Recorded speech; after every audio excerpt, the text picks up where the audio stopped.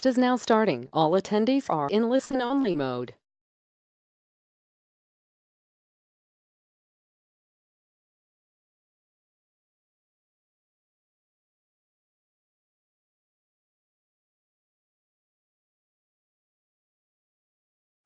Welcome, everyone. My name is Vaishali Jain, and I'll be your moderator today.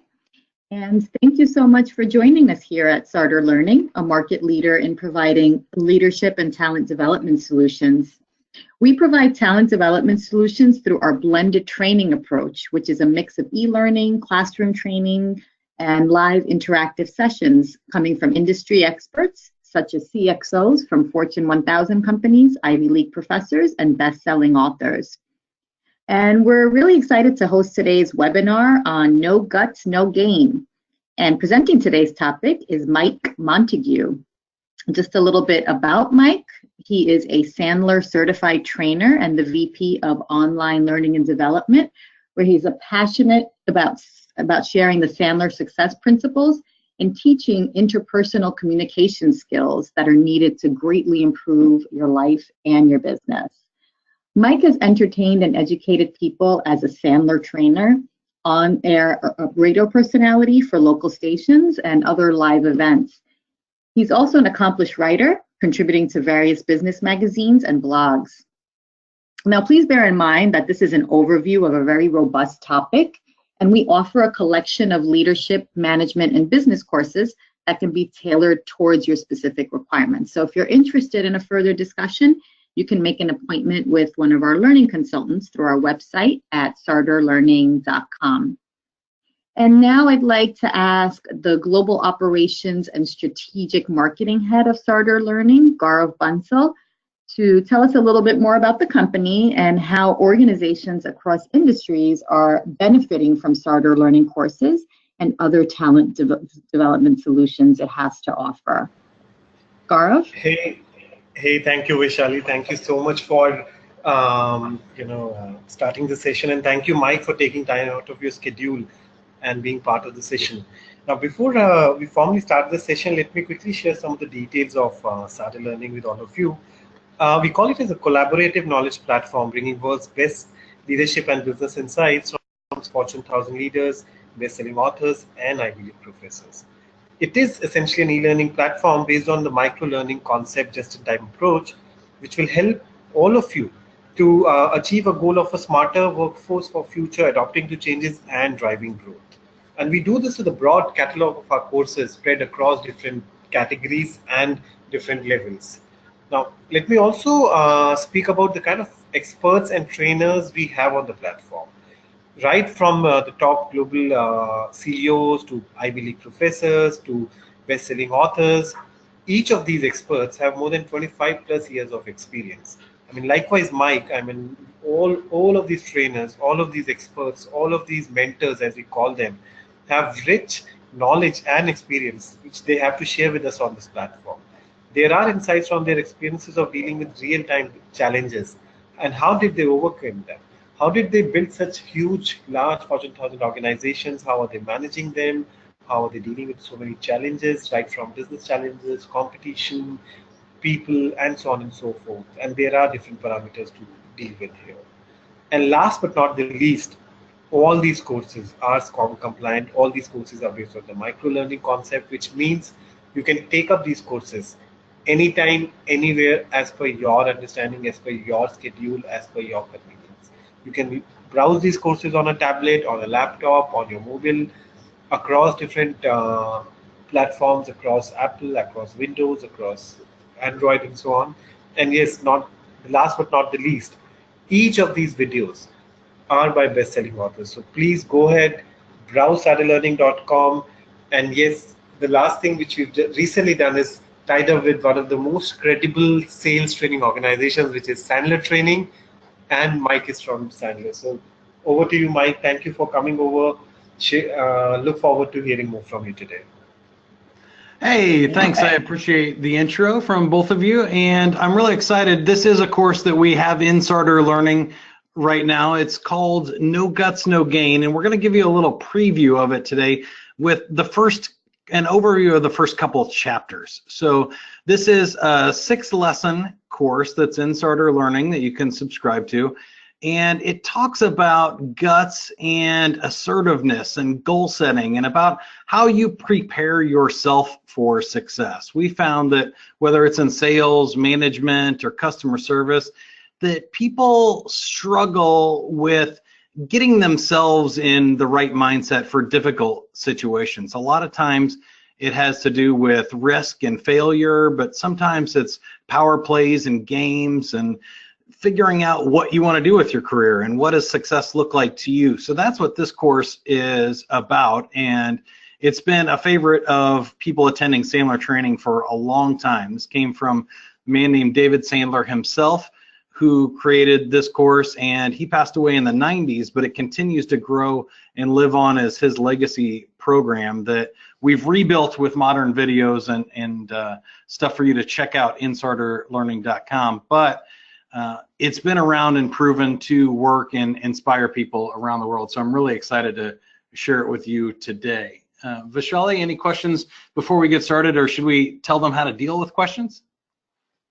Yeah, sure. So Mike is going to be presenting throughout, but at any time, if anybody has any questions, feel free to go ahead and write them into the chat box or the questions box that you see in the panel, and we'll address them all throughout the session. And we'll also address them at the end of the session if anyone has questions at the end. So please go ahead, Mike. Yeah, it sounds great. We'll be willing to take questions at any time. You can jump in, type those into the question box, and we have a lot to cover. So I'm going to go through some things quickly, and I want to stop on the ones that you find important. So let's start with what success looks like. And I think of this as like a mental role model for yourself. We call it the millionaire exercise. Now, maybe the individual that you would consider successful is not a millionaire, but that's just the name of the exercise. Think of somebody who epitomizes your definition of success.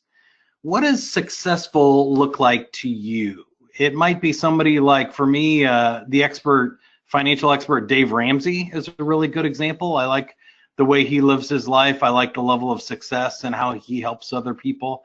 It's a good mental role model for me to get my head around. For you, it might be Oprah or Warren Buffett, or who would be your sort of epitome of success? Think of an individual right now that could work as your mental role model for this first exercise. Then if you have some notes next to you or a smartphone, jot down a couple of personal characteristics of that person. What do you like about that mental role model that you would want to emulate? And while you think on that for a second, I'm going to give you a few suggestions of some characteristics that you might write down. But I'll give you a couple of seconds here. Just write down a couple of personal characteristics. Why do you admire that person? What would you like about their type of success?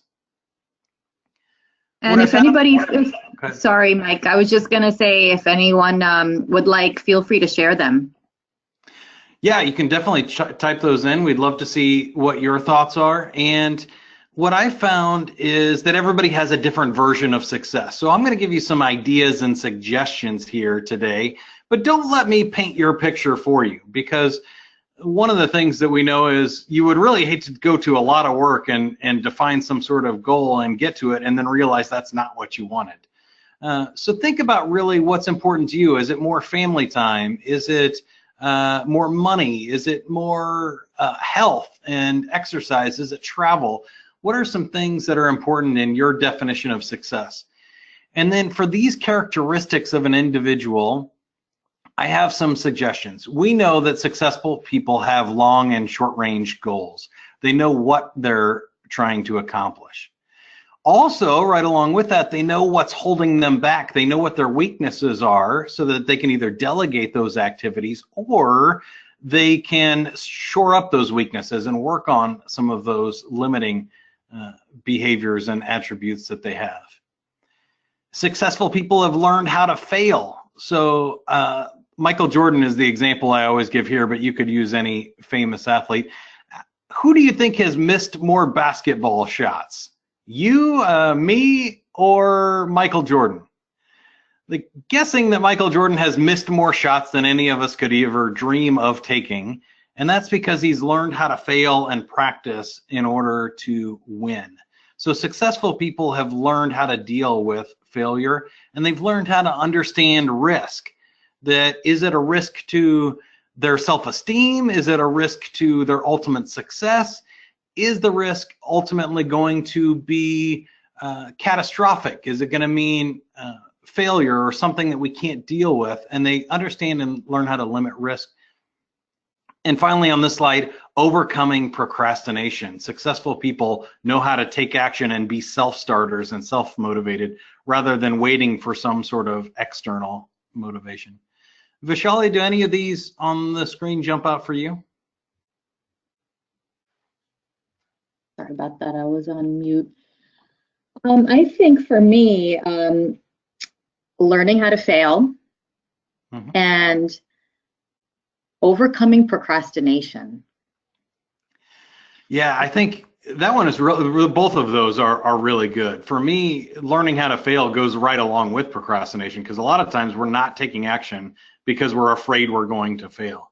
So once we understand that failure is just learning how to do something, then there's no risk in taking action. When I find myself procrastinating, a lot of time it's because it's something that I fear doing.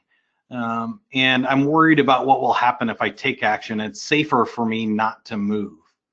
As we look at our second set here, becoming an effective decision maker is a great suggestion. And if you see any of these that you like, that you might need to work on, or you want to make sure that you implement, write these down in your notes, because we're going to come back to these at the end of the exercise here.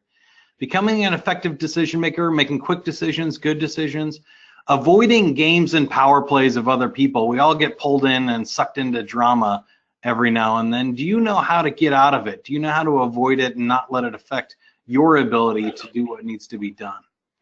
Being assertive but not aggressive, standing up for your rights, which is number 5, goes right along with this. But how can you assertively take action and do what needs to be done and go for your dreams and goals without being aggressive or overbearing on anything?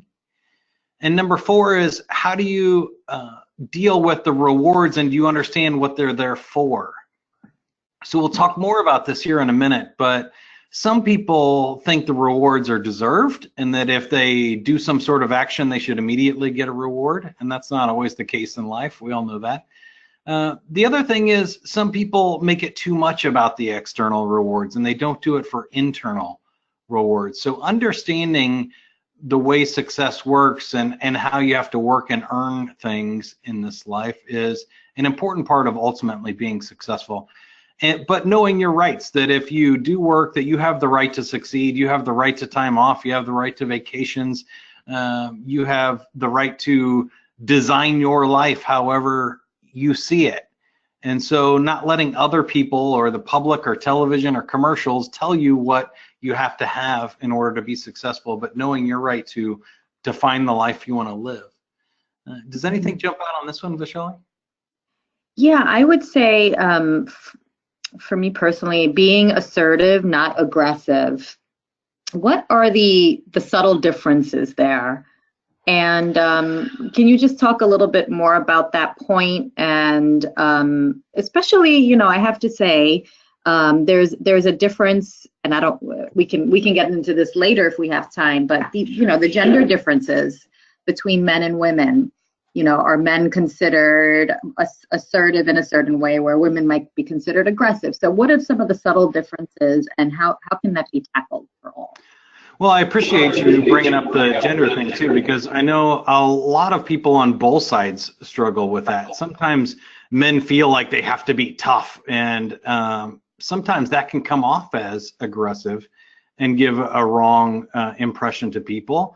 And so on the positive side, sometimes women can naturally be more nurturing when they're asking for what they want, because that's sort of part of how they're raised and how society kind of teaches you to behave. So even when you're asking for what you want, it might sound nicer.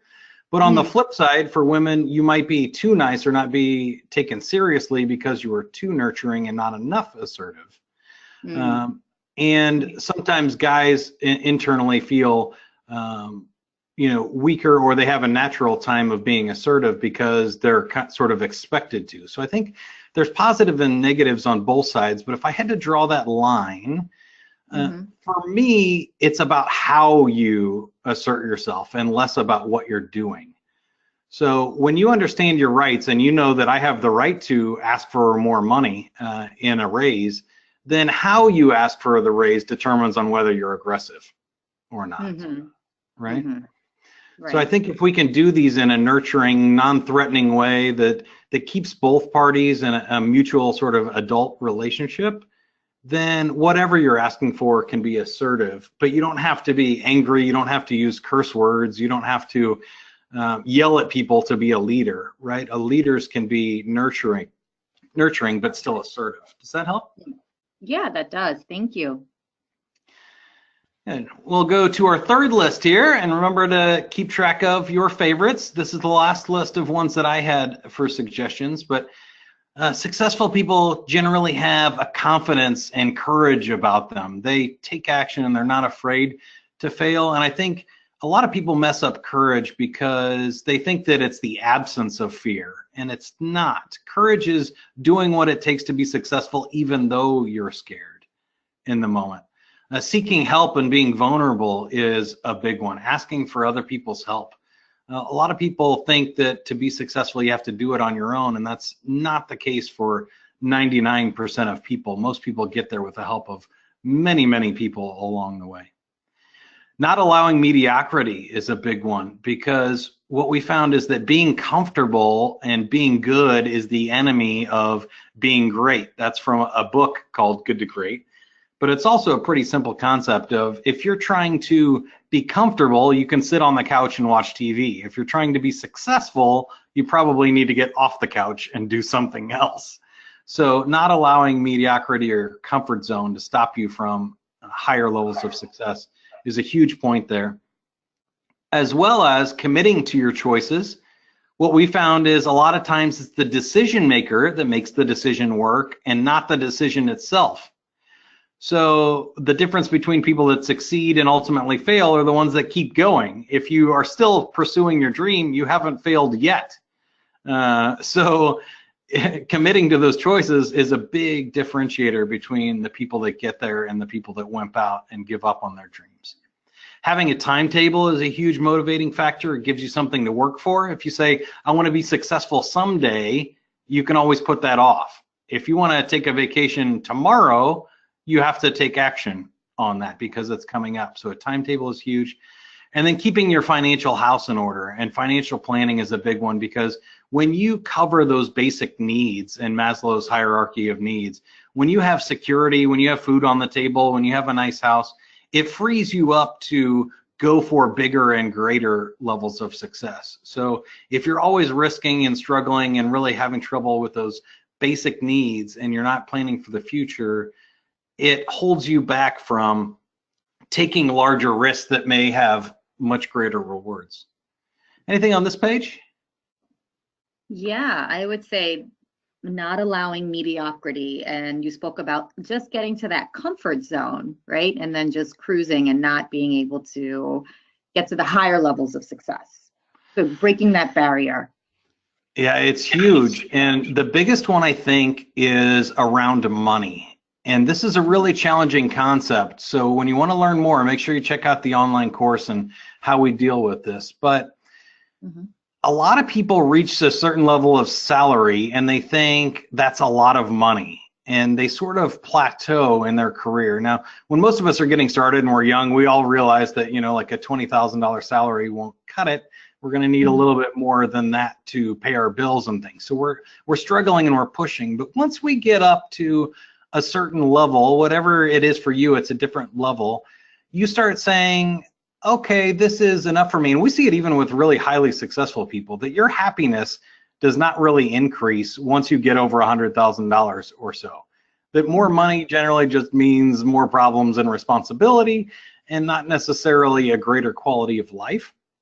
And so people tend to settle into a comfort zone, and they expect to earn a certain amount of money, and so they stop going forward to those higher levels. So I think you really have to define what the next level is for you, no matter what you're pursuing. Even if it's a physical challenge like working out, once I do the exercise once, does that mean I'm done and I can stop working out? Or do I need to define another goal and another level to that? Right, right. Good advice. Thank you.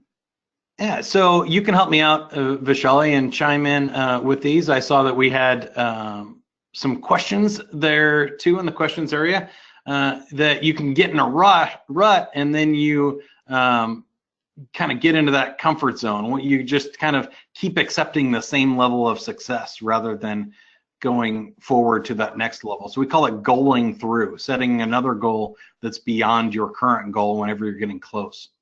But here are the questions from the exercise to sum this up. Do you think, Vishali, that successful people have those attributes before or after they were successful?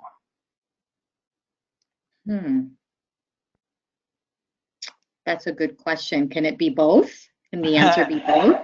Well, it would be both, because I think that most people develop those beforehand, right? You become successful because you are doing those, developing those qualities, right?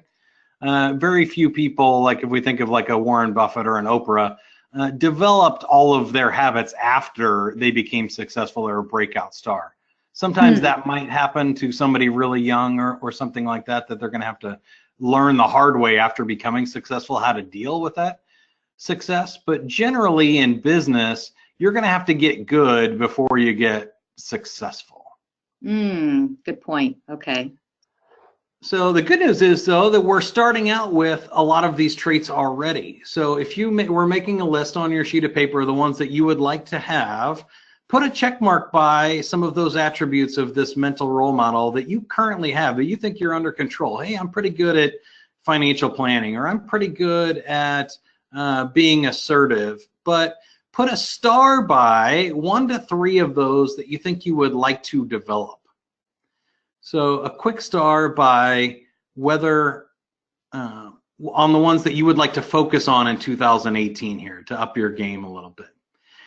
And then we're going to add an A, B, or T, and I'm going to explain what those are here for what's holding you back on those. So look at the ones you have a star next to, or the qualities you want to develop, and think, is it an attitude, a behavior, or a technique? So an attitude is a mindset shift that I need to make. I was believing something one way, and now I need to believe something differently. A behavior is I need to do something differently. So if I'm bad at time management or avoiding procrastination, that'd probably be a behavior one, because it's not that we don't know procrastination is a bad thing. It's that we're not doing the behaviors and the actions required to be successful in that area. And then the technique is the I don't know how. So where an attitude might be, I'm not sure it's the right thing to do. Behavior is I just don't have the habit, I'm not doing it on a regular basis. Technique is the strategies, the tactics, the hacks, the tools. I don't know how to keep a to-do list. I don't know how to do a financial budget on a week. I don't know how to ask for a raise, something like that. Those are technique issues. So put a quick note, A, B, or T next to the ones that you're holding back. And then ask yourself this question: what does it cost you personally not to have those things? And what would you gain if you did? So what's the downside of continuing what you're currently doing? And what's the upside if you did change those things, if you did gain those things? All right, so we'll give you a time to think about that, but we'll also pause here for any questions. You can use the questions area to type in comments, concerns, questions so far. Yeah, please feel free to type in. And Vishali, does this give you a good mental idea of what success would look like for you? Did we miss anything in here in your definition of success? No, I think this is actually really helpful. And maybe what you could do, Mike, is you can give us an example of some of the things that might be on your list. Yeah, that would be great. Right now, I'm working on physical stuff for me. So work is going pretty well. I've developed some pretty good habits of turning off alerts from emails and really managing my time and making to-do lists and checking things off those lists and working on priorities, the right stuff there. But when I get stressed out, I stop working out and I start eating unhealthy and I start behaving worse physically. So I'm not doing the things that I need to. So it's springtime here. It's a great time to kind of clean out the head trash, but also get moving again. And those New Year's resolutions that we made 3 months ago and we've already forgotten about, refresh those for the springtime and get outside and start moving a little bit. So I've really been in the last month focusing on eating right and exercising to fill in those gaps in my definition of success. That I love my family, I love my house, my job, it's awesome, everything's going well. But if I had one thing that I was a little unhappy about right now, it would be my physical health. So that's the one that I'm really working on. Okay, great. Nice example. Thank you. So now I want to flip the coin and look at the opposite of that. Let's define what unsuccessful people do. And these are some things to avoid, but I want you to listen through this list and see if there's anything maybe that sticks out that you're doing. And I'm going to challenge you here a little bit. I'm going to try and be nurturing like we talked about earlier, that I'm not saying you have any of these issues. I don't know anybody on the webinar today. I can't even see you. So I don't know if these are true for you or not, but I know that people in general struggle with some of these things, and the people that struggle with them more tend to plateau. So it's not that you're unsuccessful or a failure, it's that you tend to not get the levels of success that you want. So that could even be a really high level, Vishali. I mean, you could be making $100,000 a year, hitting your quota and everything, but you're just not hitting the level of success that you want. So it doesn't mean that you're a failure, it just means that you're not continuing to move and grow. So unsuccessful people have difficulty seeing things objectively. They can't determine their own weaknesses or other people's strengths, or they give people too much credit or not enough credit. They can't see things accurately. And unsuccessful people tend to have tunnel vision and wear blinders. This one is a big one for me because I think we see successful people as driven and single-minded, and they have a goal, and I'm going to make this company work no matter what, but that's not actually true. Unsuccessful people have tunnel vision because they only see one way of doing things, and they can't see new opportunities to the right or left. They can't pivot and change and grow and try new things because they're stuck on that one definition of how they think things should be done. Successful people tend to keep their eyes open. They keep their head on a swivel, looking for better ways of doing things, new opportunities, maybe a way around an obstacle instead of through it. And like we defined earlier, successful people also don't just have tunnel vision on one goal. They have to keep a lot of balance in their life, because when your health deteriorates, it's harder to perform at work. And so if you never take a vacation, you're going to wear out. And we need to keep a balance, not necessarily a tunnel vision on our goals, even though we keep a strong commitment. All unsuccessful people spend too much time worrying about how much money they have, and unsuccessful people are too realistic. They give up on their dreams and desires, and we settle for some realistic version of success. Do any of these jump out on this page? So, Mike, do you have any advice for people to make sure that they are, they're not too realistic, that they're still sort of looking in terms of, dreams and desires, and, trying to reach those goals that, and some of the things that might be giving you that tunnel vision, those blinders? What are some things that people could do to sort of break out of that? Well, I'll give you one really good example, because we deal with salespeople a lot at Sandler Training, is that nobody really, as a fifth grader, dresses up as a salesperson on Halloween and dreams about being a salesperson when they grow older. So at some point, we gave up on the dreams and desires of being firefighters, princesses, astronauts, things like that, superheroes, right? And we decided either that's not physically possible, or it is too unrealistic. We're not,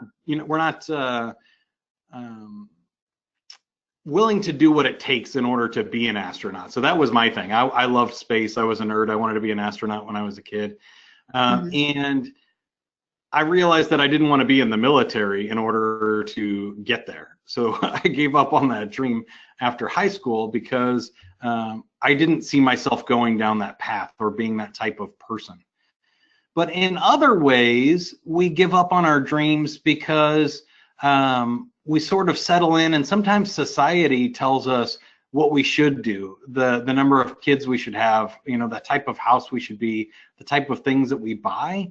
And we give up on those crazy fun dreams of traveling the world and living the life that we wanted and seeing different places, or making crazy amounts of money. And we get into somebody else's definition of success rather than our own. And I think sometimes that happens. It's not necessarily tied to the tunnel vision, but the tunnel vision comes as a part of that we set on some definition of success, and then we can't get off of that either. So we have to be really careful about how we view our future, ourselves, and our definition of success. Did that make any sense? Yeah, it does. And there's somebody, one of our participants, who also said number 4 sort of resonates with him, that being just too realistic, and maybe that, just giving up on the dreams and desires. And I think you hit on some of the reasons, that could happen. Yeah, I think either we see ourselves as not smart enough, or not something, weird, like, I don't know, you have to kind of pick a definition of success to give a reason why. But a lot of young people want to be professional athletes when they grow up, and you either decide that you're not going to be physically good enough, or you just weren't willing to do the things that it took to be a professional athlete. I think, usually when we see these studies, it's like above 90% of people are physically capable of being a professional athlete. It's that they didn't practice or train hard enough in order to do so. There's a great book by Malcolm Gladwell called Outliers, which says generally the outliers in anything, even in business or computers, like a Bill Gates or a Steve Jobs, they weren't any smarter than anybody else. They just spent more time doing it than anybody else. They started younger than other people. And they were, in the right place at the right time, which kind of goes along with not giving up. So a lot of people make the mistake of thinking that there's something externally preventing them for those big dreams and desires, which is not really true. Right. So let's take a look at some of these other barriers of success. There's a couple of slides here again, and I'm going to list these off and give you a quick explanation, and then we'll focus on some that might be important. So if you want me to spend more time on any of these, type it into the questions area. I'll see your note, and we'll talk about it a little bit more. But some of the barriers to success are that resignation and hesitation, that procrastination, that I just don't quite know what I want, or I'm just not quite ready to take action. And we find that successful people take action anyway, that taking action is the part that makes you ready. So if you never take action, you never practice, you'll never be ready to accomplish what you're trying to accomplish. Struggling with those priorities, I mentioned that I'm really good at that, I think, personally, because my wife is extremely important to me, and she's the number one priority, but she can't be the number one priority all of the time, or I would lose my job, right? So we have to balance priorities every single day of, is this family time? Is it work time? What's the most important work project we should be working on? If you don't have the priorities, other people will set them for you. So that's why this is a big barrier to success. Low self-esteem, not believing you're worth higher levels of success. Sometimes that spirals into hopelessness and depression, and certainly a lack of confidence. A big one is a fear of rejection, and this goes with number 7. A muddle is something that you muddle to yourself all of the time. Like, I need to be liked. I need to be a nice guy. I need to be popular and have fun. And so when we see people struggling with these last two, fear of rejection, or they have to be the nice guy, they don't do that assertive part that we gave in the success definition. If we're fear of rejection, it's usually because we're too wrapped up in our self-esteem in order to take the hit of a rejection or a failure. So in sales, you're going to get a lot of no's. Major League Baseball players hit about 30% of the time, which means they fail 70% of the time. If you're not okay with striking out and you can never handle one strikeout, you're not going to be a professional baseball player. If you can't handle a no from a prospect who isn't qualified or doesn't have the money to buy from you, you're not going to make it in sales very long. I saw we had a question here about procrastination and lack of confidence. And taking action anyway after rejection and moving forward is a great comment there. I think that's the biggest thing I hit on there is successful people do it anyway. They work with fear and they take action regardless of whether they win or fail, because they know that that's not going to hurt them personally. You're still a good person even if you mess up at your job today. If this webinar went sideways and went horribly wrong, I would still consider myself a good human being. I would still be valuable as a human and have self-esteem, because this is just a role that I'm playing. It's like being an actor in a play. If I'm pretending to be, well, let's use Romeo from Romeo and Juliet, since my last name is Montague. If I'm playing the role of Romeo, I don't care if Romeo fails in a fight with the Capulets, because that's not me. I'm just playing that role.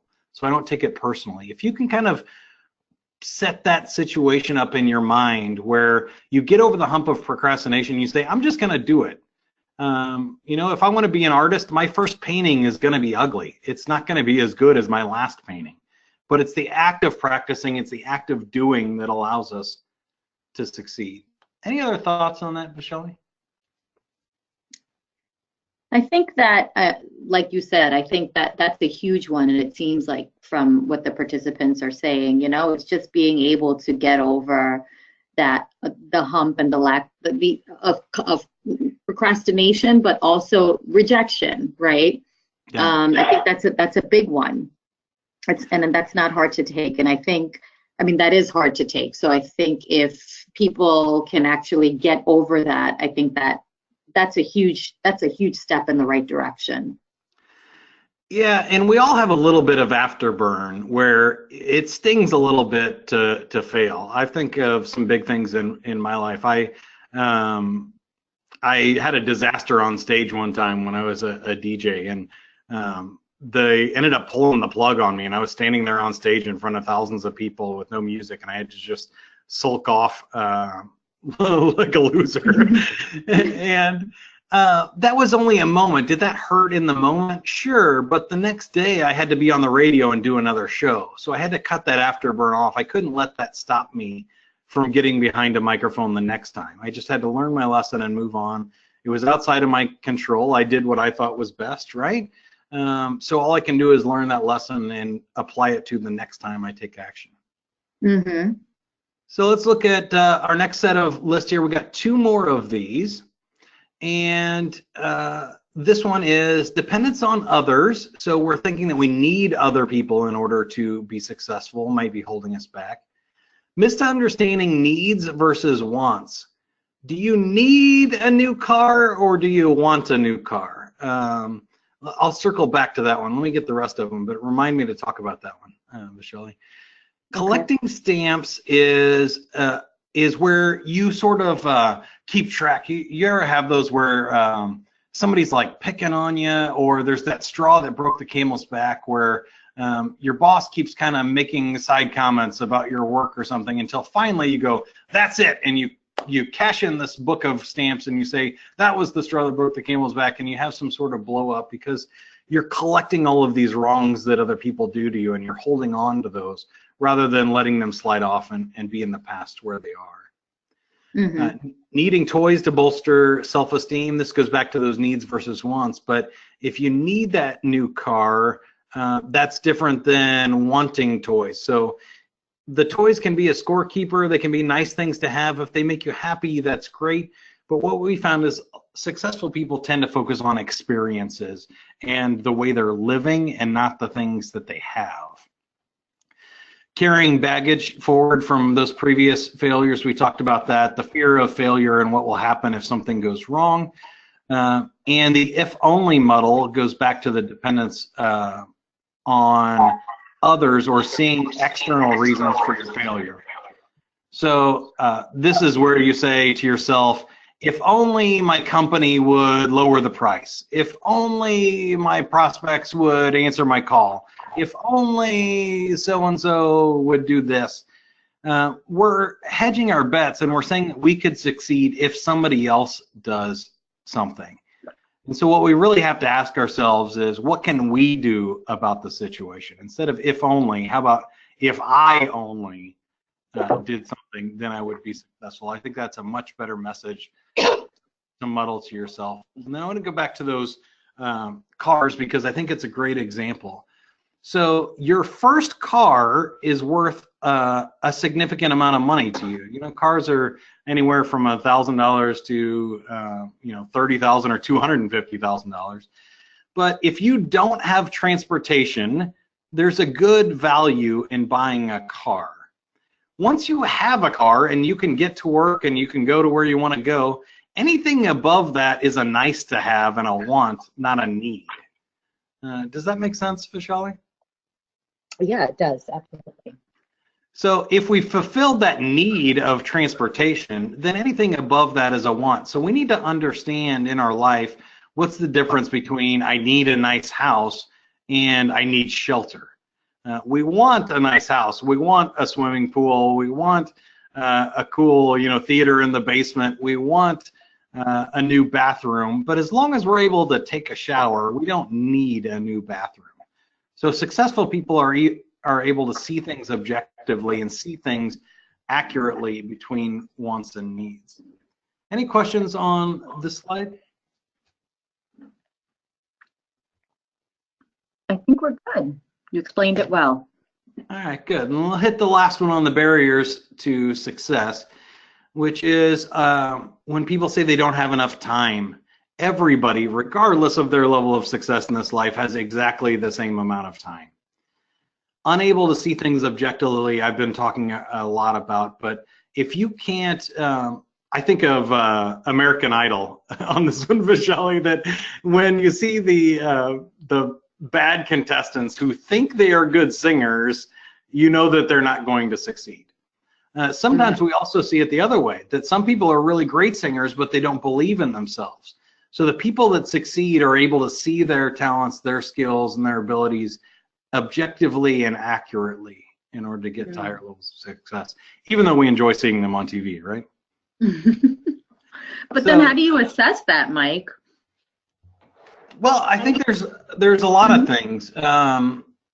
Delusions are hard things to deal with, and we have a line in Sandler Training that we say you can't read the label from inside the bottle.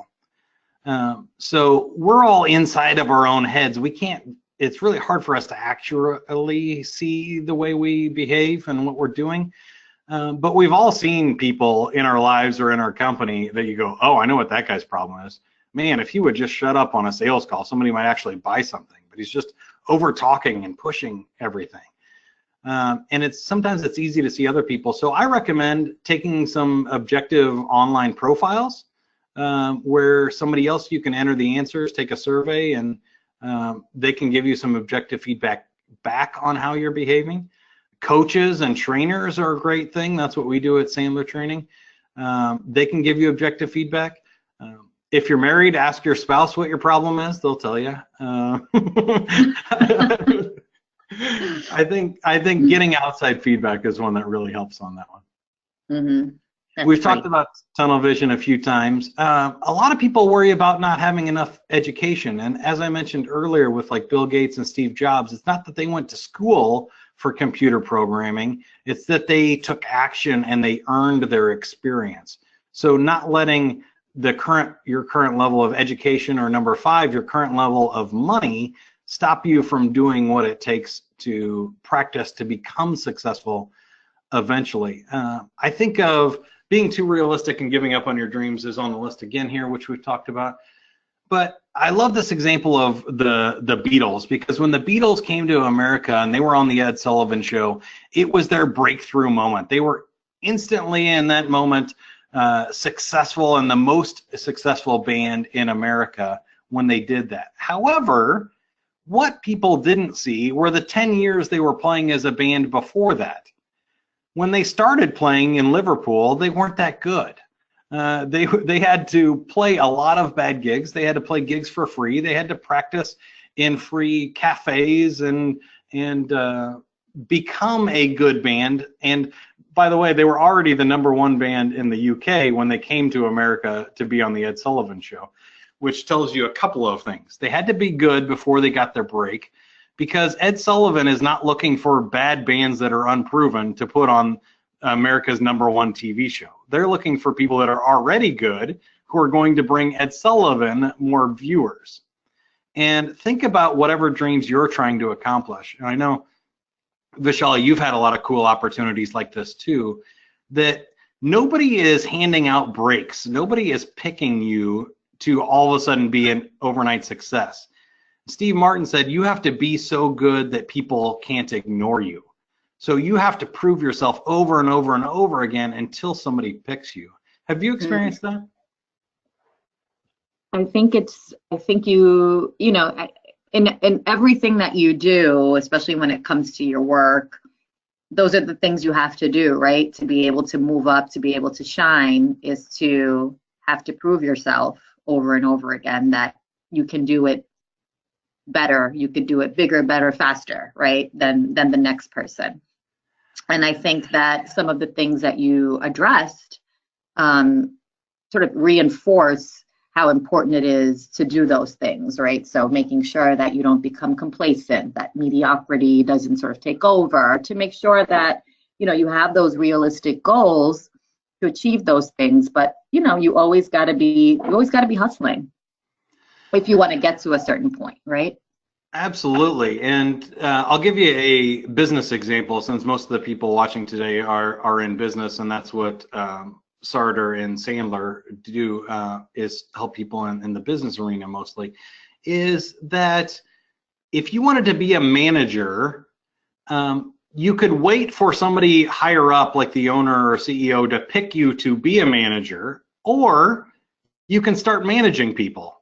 So authority is given, but you can take responsibility and take action now. If you wanted to be the sales manager, there's nothing stopping you from coaching salespeople right now. Hey, how did your last call go? Hey, what happened there? How many calls and dials did you make? How can you start coaching and mentoring people and start managing first? And then when the job for a sales manager opens up, who are they going to give that to, right? Mm-hmm. They're going to give it to the person who is being managerial. So you sort of have to act as if and pretend for a while in order to grow up into that role. And I saw our other question here. I appreciate the question about work-life balance, and #1 on this slide about not enough time. To me, it goes back to those priorities, but it also comes to eliminating distractions.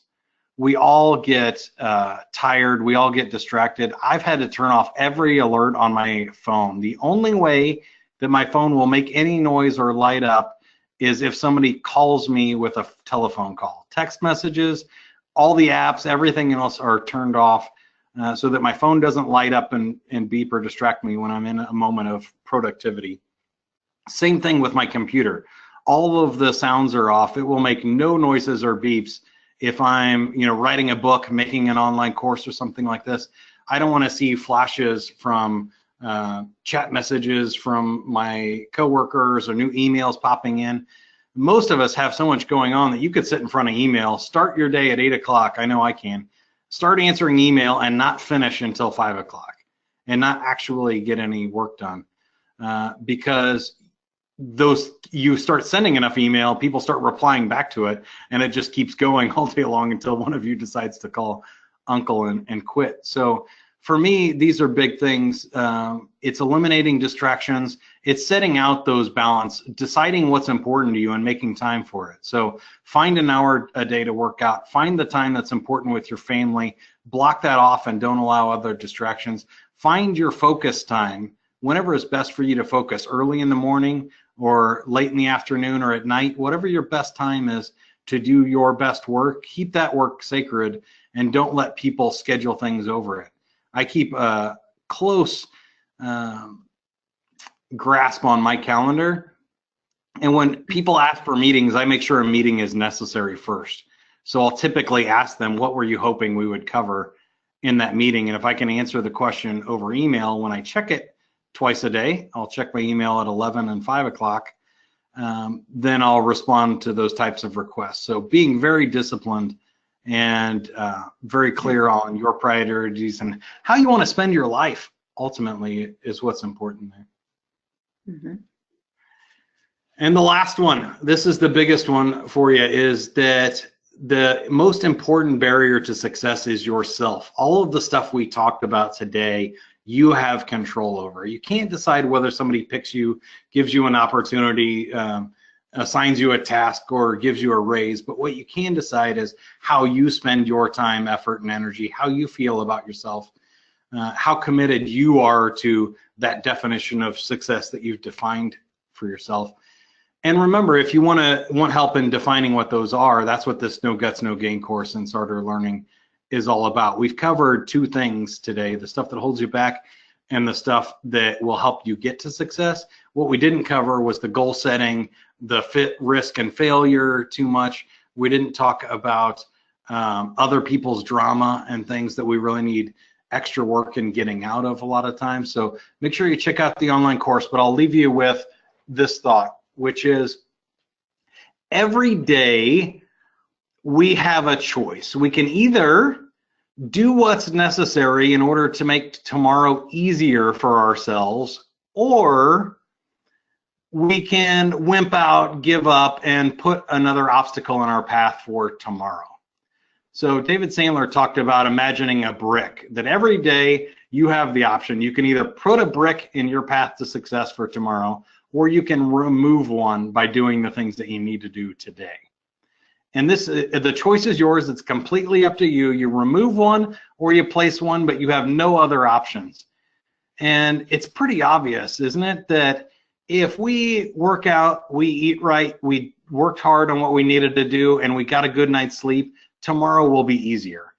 If we stayed up late watching TV, smoking cigarettes, drinking, and we procrastinated all day and didn't do any of our work, tomorrow is going to be more stressful than today was. So if you do what's necessary and you get yourself on a good rhythm, every day becomes the best day of your life. It becomes easier than the one previously, so long as you stay on the path of success. The more you give up and the more you wimp out, the harder tomorrow is for you. And every day seems like a struggle with more pressure and stuff in front of you. So I really challenge you to do what it takes to be a winner, set your goals, accept responsibility, take action, work for what you have, see the future in your dreams, see yourself 3 to 5 years out, seek achievement, happiness, and success, not just comfortability in your life. So go for it, take action, get started, and you can do that at starterlearning.com. So any final questions, Vaishali? Yeah, we'll get to some final questions, but before we do, I'd like to pass it over to Gaurav Bansal again. He's going to share some details of an exclusive offer from Starter Learning for all of our attendees here today. So Gaurav. Hey, thank you, Vaishali. Mainly, the first offer which we want to give to all our webinar attendees today is that if you go to the Starter Learning and subscribe to the annual library today, you got a flat 40% discount on the annual offering. The only thing you have to do is just log in back, or you can right now send us an email on the address given below, and we'll be able to send you the coupon code. Feel free, browse the library, let us know if you need any assistance, any help. There's a flat 40% off on the annual library, only and only for the attendees from today's webinar. Over to you, back to you, Vishali. Okay, great. Also wanted to talk a little bit about Netcom Learning, which is an organization that is part of Sarter and helps customers build innovative learning organizations by achieving a smarter workforce, adapting to change, and driving growth. And this is done with a broad catalog of offerings and developing customized learning plans with Sarter Learning and Netcom Learning's global delivery capabilities. There are 9 practice areas that the company specializes in, and they encompass people, process, leadership, and technology training. So today's presentation is from the leadership practice area. And as we celebrate our 20th anniversary to serve you with best-in-class IT and business certification training, we bring you unbeatable 20th year celebration offer this month to make your learning fantastic. We are offering you up to 50% off on some of our most popular courses. We're going to just launch a quick poll to find out how many people might be interested in learning more about Sarter Learning talent development solutions for your organization. And you can please go ahead and register on sarterlearning.com if you're interested. And we have time for maybe one more question, Mike. So can you talk a little bit about how people can use some of the digital tools out there to become better at sales? Well, I think there's a whole bunch that we could talk about in digital tools, which are cool these days. That in sales specifically, I think things like LinkedIn or CRM systems, there are online tools where you can learn other people's personality profiles and give you suggestions about how you interact with them online. We help a lot of people with that at Sandler Training. There are just all kinds of customer service things and cool tools that you can do research and help your sales process, but also the stuff that we're talking about today. I think a blank sheet of paper works fine for a to-do list, but if you use Todoist app or something, you can create your priorities, sort them, schedule things out on your calendar. You can really use technology in a lot of different ways today to make your life easier. I think the important part is how do you use it effectively and not let it become the driver and the overwhelming and telling you where to go, but you're telling those tools how to best help you. So I mentioned earlier about, you know, taking control of your inbox and your email, but the same thing with social media sites and other things, that it's really easy to get sucked into other people's drama. Or on Facebook, you're seeing highlights of other people's lives. So they're never sharing their bad moments. So a lot of times it can hurt your self-esteem, or you can get distracted saying, oh man, everybody else gets to go on vacation and I don't, because you're only seeing other people's vacation. They don't share, hey, sitting behind a desk for 8 hours today doing my work on those other days. So you have to be really careful with technology to define your goals.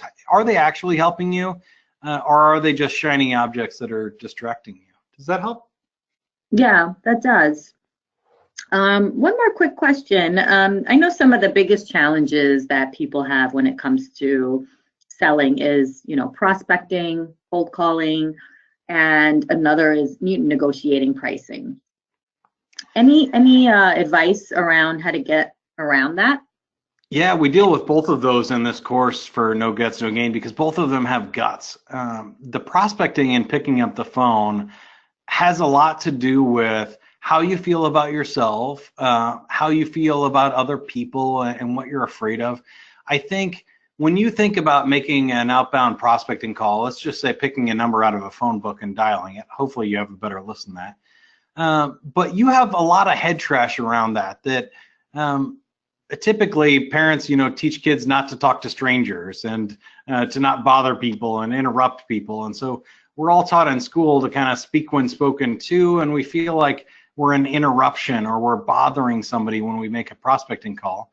But if you flip that around to a positive belief, if I had the cure for cancer and the person I was calling has cancer, they're going to want to take my call, right? If I can help people, if I'm bringing a value service and if I'm worthy of spending 5 minutes with on the phone, I'm no longer an interruption. So I think a lot of these things have to do with reframing your beliefs. And same thing in negotiation. If you believe you are worth your price, you don't discount too much. If you think it's a stretch, it's a lot of money, I wouldn't invest $100,000 for a Tesla, then you're going to have trouble asking for $100,000. If you believe that's a steal because of the amount of technology and savings on gas that you would have, then you end up getting your price. Does that help? Yeah, that does. That's great. Well, thank you, Mike. Any concluding thoughts before we end today's session?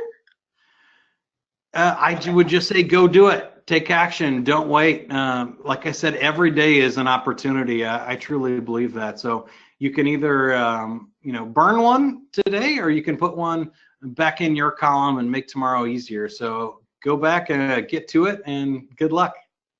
Great. Thank you, Mike. That was great. Thanks, and we hope everyone enjoyed today's webinar, and please feel free to tell your friends and colleagues about our webinars and other courses. So thank you, everyone. Have a great day.